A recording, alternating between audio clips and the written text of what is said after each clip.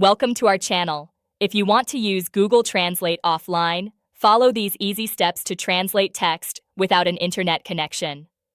Step 1. Download and open the Google Translate app on your smartphone from the App Store or Google Play Store.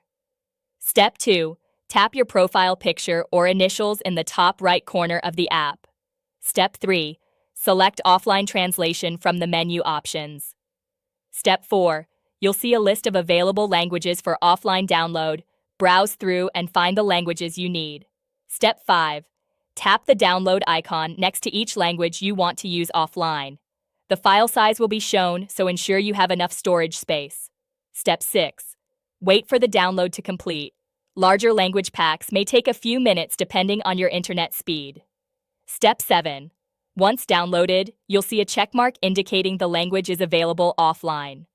Step 8. Now when you use Google Translate, even without internet connection, you can translate between any of your downloaded languages by typing or speaking, though some features like camera translation and handwriting may have limited functionality offline. Don't forget to like this video and subscribe to our channel.